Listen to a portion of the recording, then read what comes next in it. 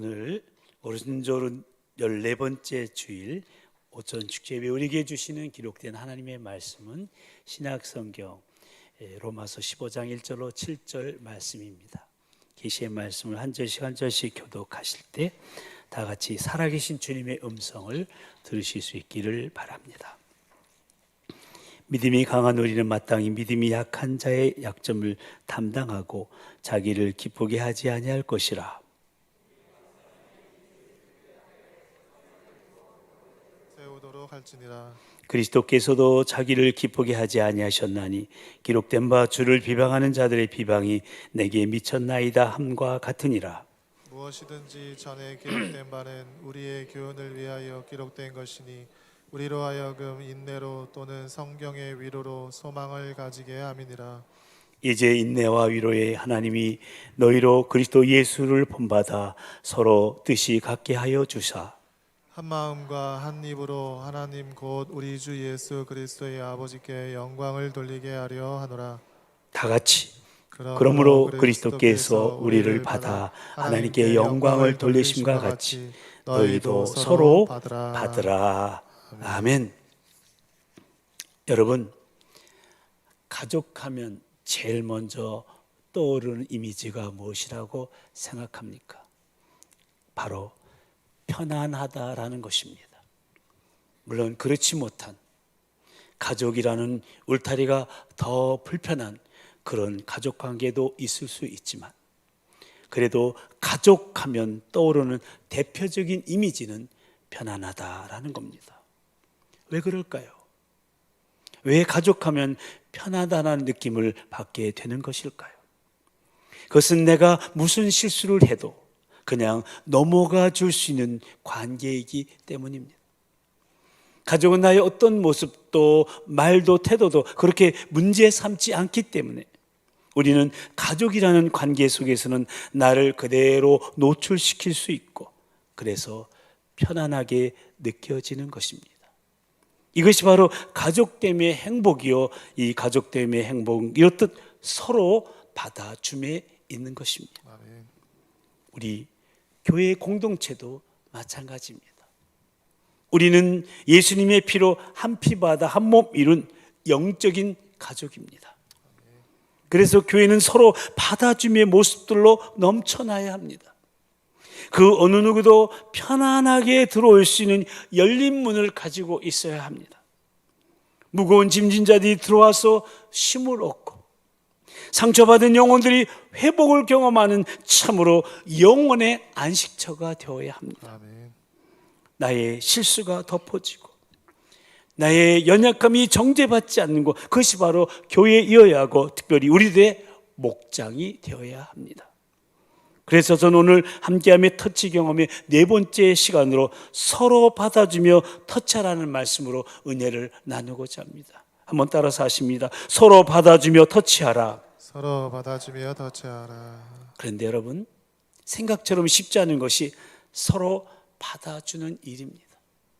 그래서 인간관계에서 가장 큰 갈등의 요인이 있다면 그것은 서로 받아주지 못하는 일이라고 할 수가 있습니다.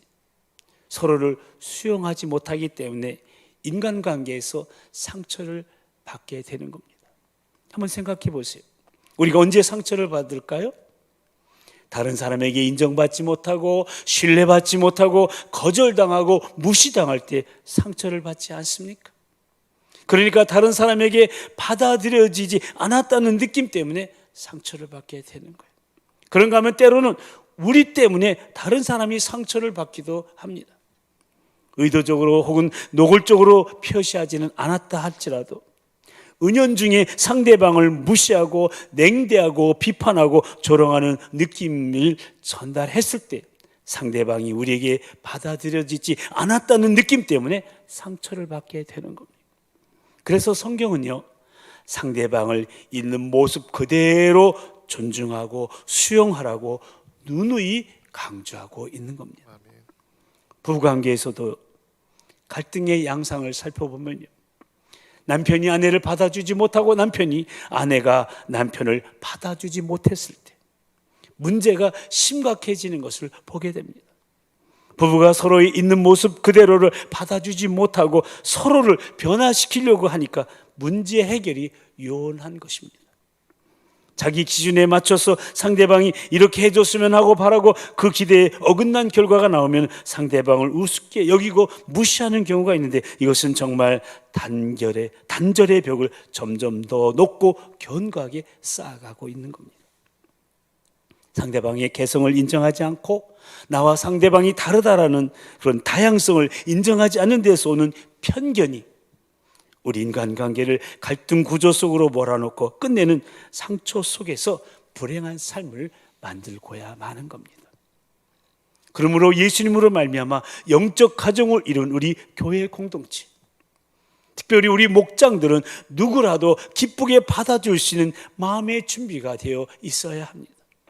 이러한 받아줌에 열린 마음이 우리가 건강한 목장 공동체를, 건강한 교회를 만들어 가는데 가장 중요한 열쇠라고 할 수가 있겠습니다. 아멘.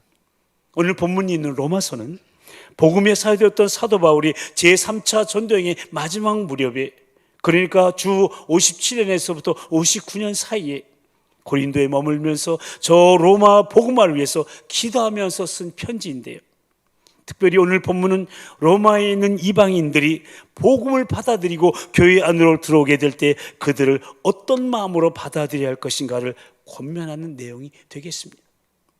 그래서 한마디로 서로 받아주는 열린 마음인데, 이 마음이야말로 교회 형성의 가장 중요한 기초인 것을 바울은 거듭 강조하고자 한 것입니다. 그러면 우리는 어떻게 하면 우리 공동체 가운데 서로 받아주는 열린 교제로 터치할 수 있을까요? 오늘 본문을 통해서 세 가지를 살펴보려고 합니다. 먼저 주님의 조건 없는 용납을 잊지 말아야 됩니다. 한번 따라서 하실까요? 주님의 조건 없는 용납을 잊지 말아야 한다. 주님의 조건 없는 용납을 잊지 말아야 한다. 오늘 마지막 7절 말씀 같이 읽어볼까요? 시작. 그러므로 그리스도께서 우리를 받아 하나님께 영광을 돌리심과 같이 너희도 서로 받으라. 아멘. 그렇습니다. 여러분과 제가 마음의 세계에 잊지 말아야 될 것은 바로 그리스도께서 우리를 받아주셨다는 사실입니다. 아멘. 그래서 바울 사도는 그리스도께서 우리를 받아주신 것처럼 여러분도 서로 받아주십시오라고 지금 이렇게 말하는 거예요. 다시 말씀드리면 우리가 이웃을 받아들여야 되는 중요한 전제가, 그리고 그 모델이 주님이 우리를 받아주신 것처럼 하라는 말씀이에요. 그렇다면 주님이 저와 여러분을 어떻게 받아주셨다는 말입니까? 한마디로 조건 없이 무조건적으로 받아주셨습니다. 이 모습 이대로 우리의 연약함과 허물과 죄될 모습 그대로를 받아주시고 십자가에서 죽으시기까지 사랑하신 거예요. 이 조건 없는 사랑, 이 무조건적인 은혜를 받은 사람이 바로 우리이기 때문에 이제 우리도 우리의 이웃을 조건 없이 받아주는 삶을 살아야 한다는 거예요. 조건 없이 받아줘야 돼요. 그러므로 우리는 우리 공동체에 나오는 사람이라면 누구라도 일단 그대로 받아주는 연습을 해야 되는 거예요. 예를 들면 어떤 사람이 왔는데 좀 마음에 안 들어요. 거만한 태도가도 마음에 안 들고 그 말투도 귀에 거슬려요. 그래서 속으로 이렇게 생각합니다. 당신이 그런 부분들을 고치면 나는 당신과 악수할 것입니다. 당신이 그 결점과 당신의 그 무례한 행동을 고치면 우리는 당신을 우리 목장 안에 영접할 것이다. 그런데 그렇게 생각하지 말라는 거예요. 그렇게 되면 우리는 이미 생각 속에서 그 사람을 밀어내고 있기 때문에 그 사람을 받아줌에 있어서 실패하고야 만 거예요. 일단 무조건 받아줘야 됩니다. 예수님이 우리를 죄와 허물에도 불구하고 받아주셨던 것처럼 나의 생각과 감정을 쫓고 의지적으로 손을 내밀어 악수를 하고 그를 받아들일 수 있어야 합니다. 그러니까 회개하면 받아주겠다는 식의 태도로 접근하지 말고 주님이 조건 없이 나를 받아주신 그 사랑을 늘 기억함으로 일단 받아주고 그 다음에 회개할 수 있도록 도와주어야 한다는 거예요. 이것이 우리가 공동체 가운데서 서로를 받아주는 열린 교제로 들어가는 첫 번째 관문이 되겠습니다. 그럼 두 번째 가문은 무엇이겠습니까? 그것은 바로 이웃의 연약함을 담당할 각오를 하는 것입니다. 한 번 더 따라서 하십니다. 이웃의 연약함을 담당할 각오를 해야 한다. 이웃의 연약함을 담당할 각오를 해야 한다. 아멘. 사실 이웃을 조건 없이 수용하기 위해서 무엇보다도 문제가 되는 것은 이웃의 연약함이 내 눈에 보이기 시작할 때 그것을 어떻게 처리할까 하는 겁니다. 오늘 본문 1절에서 바울 사도는 믿음이 강한 우리는 마땅히 믿음이 약한 자의 약점을 담당하고 자기를 기쁘게 하지 아니할 것이라고 말합니다. 무슨 말씀입니까?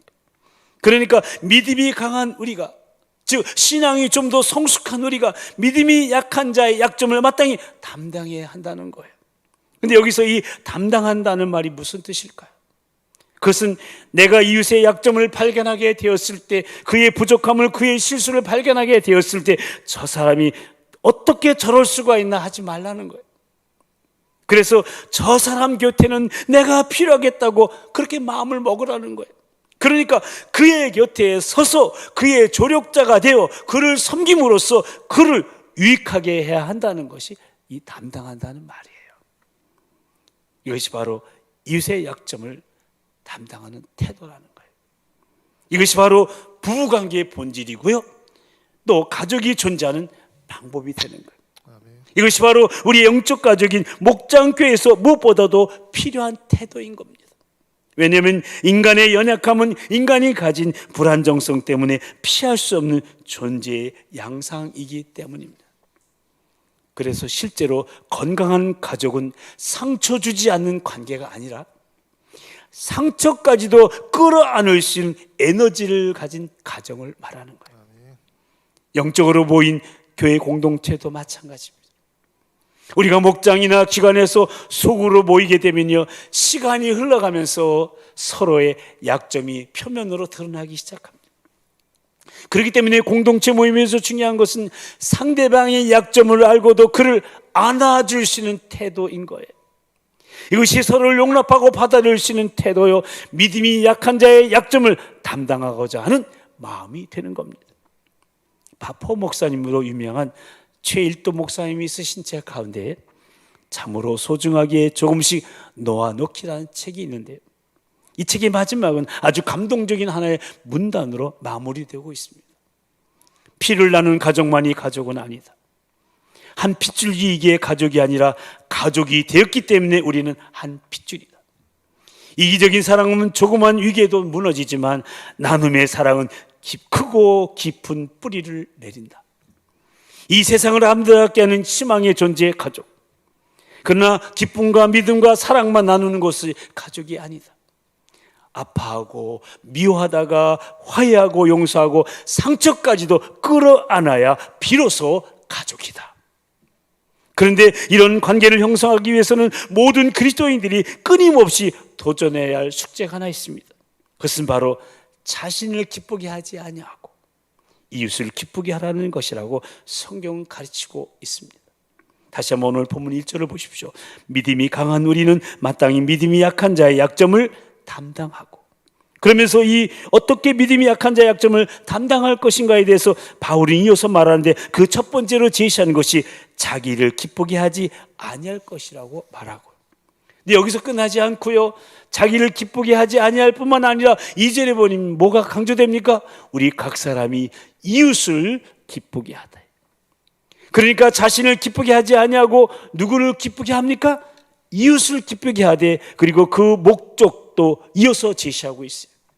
선을 이루고 덕을 세우도록 할지니라고 말하고 있습니다.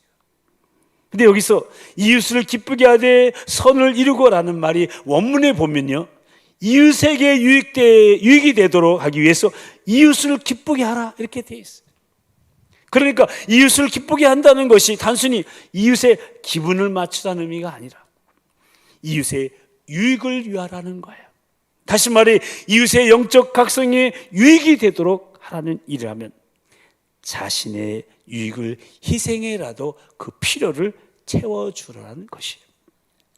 여러분 한번 생각해 보세요. 믿음이 강한 성도가 믿음이 약한 성도에 대해서 자신의 입장만 고수하려고 한다면 믿음이 약한 자는 시험에 빠져 낙심하고야 말 거예요. 또한 믿음이 강한 성도가 자기의 이익을 위해서 힘쓰며 믿음이 약한 자 앞에서 자기의 강함을 뽐낸다면 믿음이 약한 자는 믿음에서 돌아서고야 말 것이에요. 그래서 바울 사도는 고린도전서 10장 30절에 밝히고 있듯이 자기가 모든 성도들의 기쁨을 위하여 자신의 유익을 구하지 않은 것처럼 믿음이 강한 성도도 연약한 자에 대해서 그렇게 하라고 고면하고 있어요. 우리 다 같이 고린도전서 10장 33절 말씀 바울의 모범을 읽어볼까요? 시작. 나와 같이 모든 일에 모든 사람을 기쁘게 하여 자신의 유익을 구하지 아니하고 많은 사람의 유익을 구하여 그들로 구원을 받게 하라. 아멘.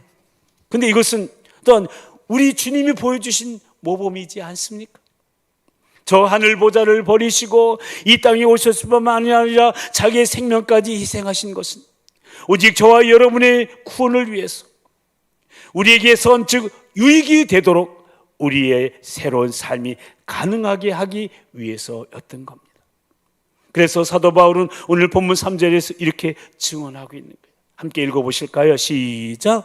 그리스도께서도 자기를 기쁘게 하지 아니하셨나니 기록된 바 주를 비방하는 자들의 비방이 내게 미쳤나이다 함과 같으니라. 그러니까 이 말씀은 우리 주님은 저와 여러분을 기쁘게 하기 위해서 자신을 기쁘게 하지 아니하셨을 뿐만 아니라 오해와 핍박과 비방을 받으면서까지도, 아니 죽어가시면서도 우리의 유익을 추구하셨다는 말씀이에요. 아멘. 이것이 바로 우리의 연약함을 담당한 주님의 모습이요, 또 이것이 주님을 믿는 우리가 이웃의 연약함을 담당하고자 하는 태도여야 한다는 겁니다. 그때 비로소 우리는 우리의 목장은 서로의 연약함에도 불구하고 서로를 용납하는 건강한 공동체가 되어갈 수 있게 되는 거예요.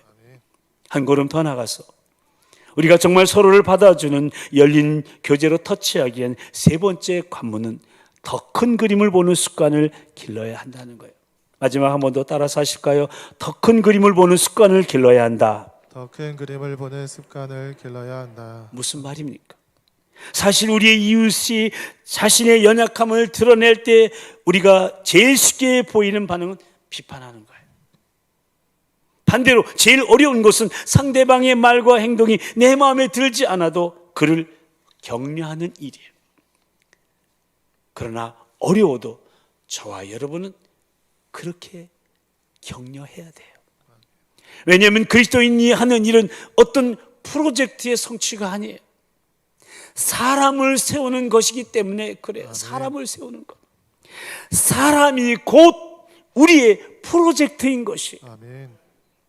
사람이 세워지지 않고 어떤 일을 성취한들 그것이 무슨 의미가 있겠습니까? 사람이 세워져야죠. 사람이 살아나야죠. 그래서 사람을 세우는 일, 그리고 그 사람으로 하여금 하나님께 영광 돌리게 하는 일, 그것이 우리 그리스도인이 한 목적이 되어야 하기. 사도 바울은 오늘 본문 7절에서 그러므로 그리스도께서 우리를 받아 하나님께 영광을 돌리심과 같이 너희도 서로 받으라고 권면하고 있는 거예요. 그러니까 상대방이 약점에도 불구하고 서로를 포용하는 삶, 이것이 바로 하나님께 영광 돌리는 삶이요, 우리가 보아야 될 더 큰 그림이라는 거예요. 큰 그림. 사도 바울은 그것을 오늘 본문에서 계속 강조하고 있어요. 6절 말씀이죠. 함께 읽어보실까요? 시작. 한 마음과 한 입으로 하나님 곧 우리 주 예수 그리스도의 아버지께 영광을 돌리게 하려 하노라. 아멘. 그렇습니다. 저와 여러분이 바라보아야 할 큰 그림, 그것은 바로 하나님의 영광이에요. 아멘. 다 같이 하나님의 영광. 하나님의 영광. 우리가 무슨 말을 할 때, 또 어떤 반응을 보일 때도 내가 이렇게 말하면 과연 하나님의 영광이 될까? 내가 이렇게 행동하면 정말 하나님의 영광이 될까? 그러니까 우리의 의식과 마음을 지배해야 할 가장 중요한 궁극적인 관심은 바로 큰 그림, 하나님의 영광이라는 거예요. 아멘. 정말 하나님이 기뻐하실까? 하나님이 받으시는 것일까? 그것을 위해서, 그 큰 그림을 위해서 우리가 사소한 것들은요 좀 넘어갈 줄 알아요. 사소한 것에 목숨을 걸지 말아라고 그랬어요. 양보할 줄 아는 것이 참으로 필요한 것입니다. 다시 말해 이웃의 믿음을 세우고 그래야 공동체 믿음을 세우는 더 큰 목적을 실현하려면 자신의 조함, 자신의 안조함, 이것을 포기할 수 있어야 한다는 거예요. 일찍이 성 어거스틴은 모든 교회가 드려야 할 가장 중요한 메시지를 남겼어요. 그것은 바로 본질적인 것에 대해서는 일치를, 비본질적인 것에 대해서는 관용을, 그리고 모든 일에 사랑으로. 아멘. 한번 따라서 하십시다. 본질적인 것에 대해서 일치를, 본질적인 것에 대해서 일치를, 비본질적인 것에 대해서는 관용을, 비본질적인 것에 대해서는 관용을, 모든 일에 사랑으로. 모든 일에 사랑을. 아멘. 아멘. 근데 여러분, 성 어거스틴이 이렇게 강조했는데 불구하고요, 교회 역사를 보면은 교회가 어두울 때가 있어요. 예의 없이 본질적인 것에 대한 관심은 없어지고요, 비본질적인 것을 이슈화해가지고 논쟁에 빠져들어가고 있음을 보게 됩니다. 콘스탄틴 대제가 기독교를 로마의 국교로 승인함으로 이제 교회당들이 여기저기 건축되기 시작했을 때, 당시 제일 먼저 일어난 교회 내 논쟁 가운데 하나가 무엇인지 여러분 아십니까? 그림 문제였어요. 성화. 어떤 그림으로 교회당을 장식할 것인가, 그거 가지고 서로 싸웠어요. 그 다음 중세 암흑기 캐톨릭 교회의 논쟁 가운데 하나는 이런 거였어요. 여러분, 가느다란 바늘 위에다 천사를 몇 명 세울 수 있을 것인가, 이거 가지고 싸운 거예요. 나는 몇 명이다, 너는 몇 명이다. 그거 아주 심각하게 싸웠다는 거예요. 또 러시아 정교회가 망하기 직전에는 이런 거 가지고 싸웠어요. 성직자가 입는 가운의 길이를 가지고 싸웠다는 거예요. 땅에까지 닿아서 질질 끌려다녀야 된다. 아니야, 조금 올라가도 괜찮아. 어처구니 없게도 그런 거 가지고 교회 내에서 서로 논쟁하며 싸웠다는 거예요. 근데 여러분, 그러한 문제가 오늘날 교회 안에는 없을까요? 아니요, 있습니다. 실제로 어떤 교회가 열심히 교회당을 잘 건축해 놓고 겉은 색깔을 뭘로 하느냐에 따라서 그거 가지고 싸우다가 둘로 쪼개졌대요. 또 어떤 교회는 저 그랜드 피아노를 어디다가 놓을 곳이냐, 여기가 좋다 저기가 좋다 하다가 그거 가지고 싸우다 또 갈라졌대요. 여러분, 내가 원하는 색깔의 커튼이 안 쳐져 있어도요, 피아노가 내가 원하는 위치에 놓여 있지 않아도 그냥 넘어갈 수 있어야 하지 않겠습니까? 그게 뭘 그렇게 중요합니까? 그것은 교회의 본질이 아니에요. 그런데 이상하게도 이런 비본질적인 것에 관심을 갖는 교인들이 의외로 많다는 사실이에요. 어떤 교회 목사님이 이 주일 축제 예배에 저처럼 이렇게 가운을 입지 않고 예배를 인도했다고 해서 그 교회에서 분란이 일어났다는 거예요. 이유는 왜 목사님이 하나님의 거룩한 성전에서 가운을 입지 않느냐 이거예요. 근데 여러분, 가운이 거룩을 증명해 주는 것일까요? 목사가 가운만 입으면 거룩해지는 것일까요? 절대 아니죠. 가운은 입을 수도 있고 안 입을 수도 있어요. 이런 것은 복음의 핵심을 변질시키는 거예요. 핵심을 변질시키는 거예요. 그래서 여러분, 본질적인 문제가 아니에요, 이런 것들은요. 그런데 너무 형식적인 것, 보이는 것에만 매여있는 우리의 의식이 이런 비본질적인 것에 대해서 싸우게 하는 거예요. 여러분, 좋은 교회는 어떤 교회일까요? 좋은 교회는 본질적인 것에 관심을 갖는 교회입니다. 아멘. 도봉교회처럼. 아멘. 아멘? 예. 그러면 누가 좋은 교인일까요? 본질적인 것에 관심을 갖는 교인이 좋은 교인이에요. 아멘. 우리 도봉 가족들처럼 이렇게 아멘이 점점 작아질까? 내가 정말 하나님의 은혜로 구원받아 내가 그리스도인이 되었는데, 하나님의 자녀가 되었는데, 이 감격, 이 은혜를 내가 어떻게 갚을 수 있을까? 나는 복음의 빚진 자로서 내가 어떻게 전도할 수 있을까? 어떻게 말씀을 더 잘 배우고 또 순종할 수 있을까? 어떻게 이웃을 더 잘 섬기며 나의 VIP들을 더 사랑할 것인가 하며 영혼 구원에 초점을 맞추고 선포된 하나님의 비전을 붙들고 어떻게 순종함으로 살 것인가에 대해서 진지한 관심을 가진 교인이 바로 좋은 교인입니다. 아멘. 우리 도본 가족처럼. 아멘. 그래도 아멘이 작네. 이런 것들이 바로 본질적인 것이요 더 큰 그림이라는 거예요. 이것이 바로 하나님의 영광을 위한 삶이라는 거예요. 이런 큰 그림을 보는 사람은요, 작은 불만은 그냥 넘어갈 수 있습니다. 자신의 생각이나 기억 아닌 하나님의 영광이 주된 관심이 되기 때문에 내 이웃들이 구원받고 교회의 건강한 지체가 될 수만 있다면 내 생각은 언제든지 유보할 수가 있다는 거예요. 그러므로 우리는 모두 이 본질적인 것에 대한 관심으로 돌아와야 합니다.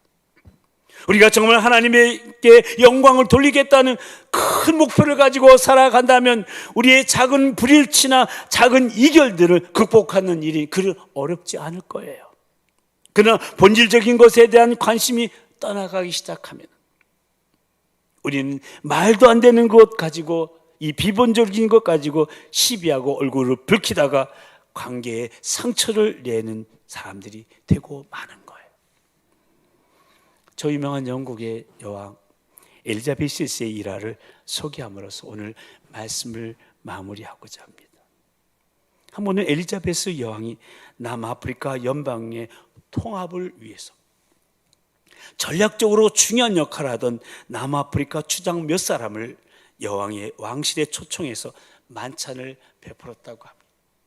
이제 그 추장들은 먼저 오리엔테이션을 통해서 영국 황실의 매너와 또한 식탁의 예절에 관한 모든 교육을 받고 만찬의 자리에 앉게 되었어요. 근데 식사가 시작되자마자 이 추장들이 나이프나 포크를 잘 사용 못하는 거예요. 연습을 하고 또 교육을 받다가 오리엔테이션 하는데 이게 잘 안 되는 거예요. 그래서 남아프리카 추장들은 무척 어색하게 적응을 하다가 말고 그 중에 추장 한 사람이 나이프와 포크를 내려놓고 손으로 음식을 먹기 시작한 거예요. 순간적으로 그 식사 자리에는 긴장감이 맴돌기 시작했고 함께 식사하던 영국의 강요들의 얼굴이 이제 저 여왕의 눈치를 살피기 시작했어요. 근데 그 모습을 바라보던 여왕은 빙그레 웃더니 자신의 포크와 나이프도 내려놓고 이제 여왕이 손으로 먹기 시작하는 거예요. 이렇게 여왕이 손으로 먹으니까 별 수 없잖아요. 그래서 테이블에 앉아있던 모든 사람들이 다 포크와 나이프를 내려놓고 여왕을 따라 전부 다 손으로 먹기 시작한 거예요. 덕분에 아프리카의 손님들은 기분 좋게 식사를 잘 마쳤고요, 남아프리카를 통합하자는 여왕의 지혜에 흔쾌히 협력을 다짐했다고 합니다. 얼마나 지혜로운 여왕입니까? 그날 여왕은 더 큰 그림을 본 거예요. 만일 여왕이 시작의 매너를 따지면서 큰 그림을 상실했다면 어떻게 되었을까요? 아마도 국가적으로 큰 손실을 보고야 말았을 거예요. 사랑하는 성도 여러분, 이렇게 큰 그림 보면서 목장으로 들어가 조건 없는 큰 사랑으로 서로를 받아주면서 목장을 세우고 교회를 세우며 하나님 나라 건설에 큰 유익이 되는 지혜로운 목장교회 멤버들이요 또 기관의 회원들이 다 되시기를 우리를 기꺼이 받아주신 우리 주님의 이름으로 간절히 축원합니다. 우리 함께 기도하십시다. 우리가 이 세상을 살면서 결코 쉽지 않다고 느끼는 것, 그것은 아마도 인간관계일 것입니다. 얼마나 많은 인간관계 속에서 우리는 상처를 주고 또 받고 있습니까?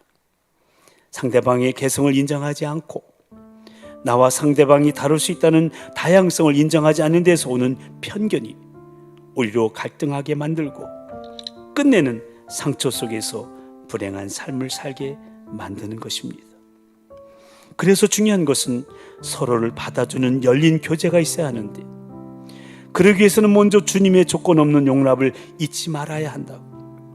그리고 이웃의 연약함을 담당할 각오를 해야 하고 하나님의 영광이라는 더 큰 그림을 보는 습관을 길러야 한다고. 그것이 서로 받아주며 터치하는 삶이라고 오늘 말씀을 통해 나누었습니다.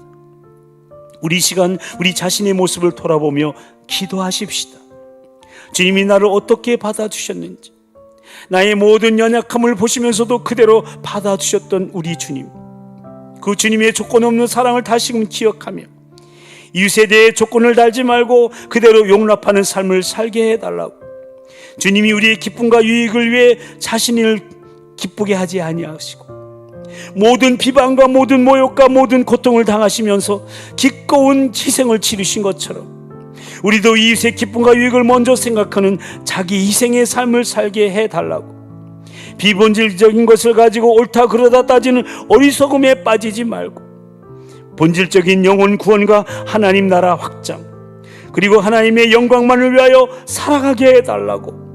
본질적인 것에는 일치를, 비본질적인 것에는 관용함을, 그리고 모든 것에 사랑으로 대하는 실로 우리 가정이, 우리 교회, 소그룹 공동체, 특히 우리 목장이 서로 받아주는 용납의 공동체가 될 수 있도록 성령님 도우시고 인도해 달라고.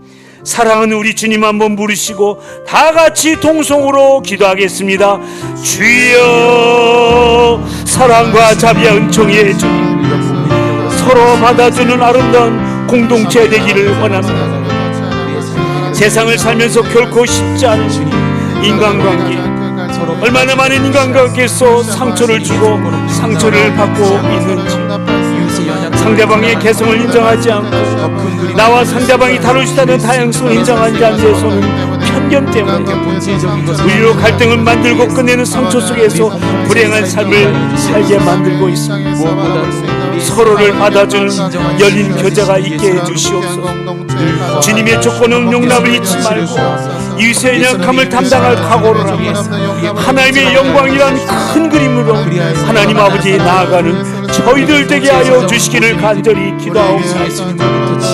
나의 모든 연약함을 보시면서도 그대로 받아주셨던 주님의 조건은 그 사랑을 다시 기억하며 이웃에 대해서 보자는 우리 성도에 대해서 조건을 달지 않고 그대로 용납하는 삶을 살기를 원합니다. 주님, 우리의 기쁨과 유익을 위해 자신을 기쁘게 아니하시고 모든 비방, 모욕, 고통을 당하시면서도 기꺼운 희생을 하신 것처럼 우리 이웃의 기쁨과 유익을 위해 생각하는 자기 희생의 삶을 살아가기를 원합니다. 비본질적인 가지고 옳다 그르다 시시비비하지 않게 해주시고 본질적인 영혼 구원과 하나님 나라 확장, 하나님의 영광을 위해 살아가는 우리가 되게 해주시옵소서.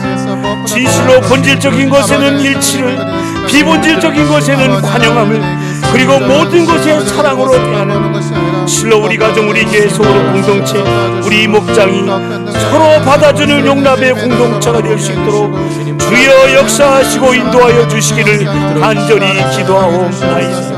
무엇보다도 하나님의 영광을 올려드릴 수 있는 공동체 되게 해주시옵소서.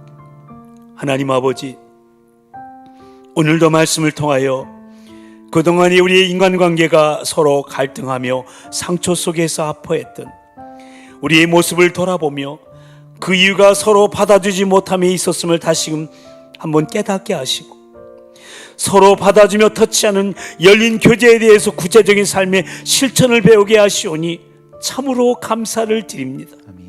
그리스도인으로서의 마땅히 해야 할 일을 하지 않고 비본질적인 것에 매달려 시시비비를 따지면서 내 기쁨과 내 유익만을 먼저 생각하기 때문에 상대방을 받아들일 마음의 여유가 없었고 그로 인해 우리의 교제는 기쁨도 없고 감격도 없고 능력도 없는 피상적인 교제에 머물고 말았음을 이 시간 솔직히 고백하오니 주님 용서하여 주시고 오늘 주신 말씀에 응답하는 삶을 우리 모두 살아가게 하여 주시옵소서.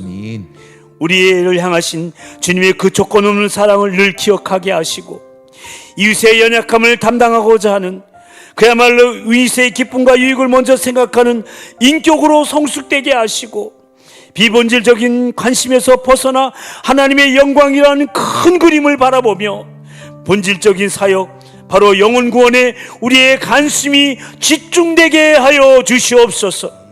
그래야 할 때 우리 공동체는 서로 받아줌의 사랑과 능력과 기쁨과 감격을 회복하며 교회를 세우고 하나님 나라 건설과 확장함에 큰 위기 될 줄로 믿사오니 성령님 다시금 기름 부어주셔서 우리 가정이, 우리 소그룹 공동체가, 우리 목장이 하나님이 기뻐하시는 용납 공동체가 되도록 도우시고 인도하여 주시옵소서. 믿사옵고 우리의 모습 그대로 받아주신 우리 주 예수 그리스도의 이름으로 간절히 기도드리옵나이다. 아멘. 이제 다 같이 일어나셔서 서로 용납하라 찬양하시겠습니다.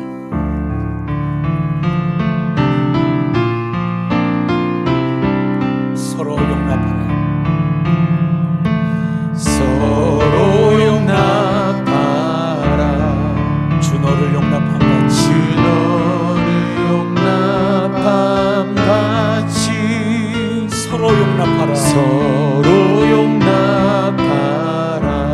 주 너를 용납한 같이, 주 너를 용납함 옆에 사람 같이 축복하면서 우리 모두 하나 되어 주 하나님 아버지께 영광 돌려드리. 전우자 있는 사람을 축복합시다. 우리 모두 하나 되어, 우리 모두 하나 되어 주 하나님 아버지께 영광 돌려드리세. 서로 용납하라. 서로 용납하라. 주님 하신 대로, 주님 하신 대로, 주님 하신 대로 서로 용납하여라. 서로 용납하라. 서로 용납하라. 주 너를 용납한 같이, 주 너를 용납함 같이 서로 용납하라. 서로 용납하라. 주 너를 용납한 같이, 주 너를 용납함 같이 양손을 높이 드시고 우리 모두 하나 되어, 우리 모두 하나 되어 주 하나님 아버지께 영광 돌려드리세. 아멘. 우리 모두 하나 되어 주 하나님 아버지께 영광 돌려드리세. 양손을 가슴에 얹고 서로 용납하라. 서로 용납하라. 주님 하신 대로, 주님 하신 대로, 주님 하신 대로 서로 용납하여라. 아멘. 박수로 주님께 영광 돌리겠습니다. 이제는 우리 주 예수 그리스도의 그 크신 구속의 은혜와 하나님 아버지의 극진하신 사랑하심과 성령님의 역사하심과 교통하심이 오늘 받은 바 말씀에 응답하여 우리를 향하신 주님의 그 조건 없는 용납을 잊지 않고 이웃의 연약함을 담당하여 이웃을 기쁘게 하며 비본질적인 것에서 눈을 떼고 본질적인 하나님의 영광이라는 큰 그림을 보는 습관을 길러 서로 받아주는 용납 공동체 가운데 승리하기로 다짐하며 그리하여 교회를 세우며 하나님 나라 건설과 확정에 큰 유익이 되길 소망하며 한 주간의 삶을 시작하는 우리 모두 위에, 특별히 우리 목장 교회들과 모든 소그룹 공동체 위에, 다음 세대 우리 차영지들 위에 이제부터 영원토록 함께하여 주옵시기를 간절히 축원하옵나이다. 아멘.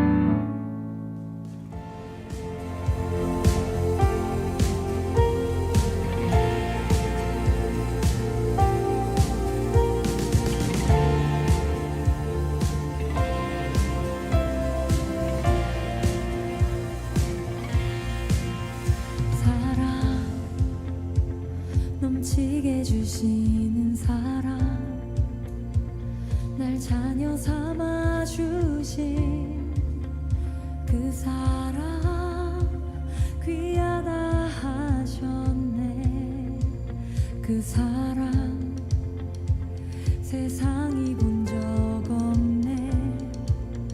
주가 우리 죄 위하여 십자가 달리사 죽기까지 사랑하셨네. 주님 그 사랑 감사해. 날 위해 십자가 달리신 주의 그 사랑 감사해. 날 자녀 삼으심 주님 택하심 감사해. 날 자녀 삼으신 주님 오 예수님 찬양하리 영원토록. 사랑 내 죄보다 크신 사랑 온유하고 겸손해 끝까지 나를 오래 참고 기다리시네. 그 사랑 수렁에서 건지시고 반석 위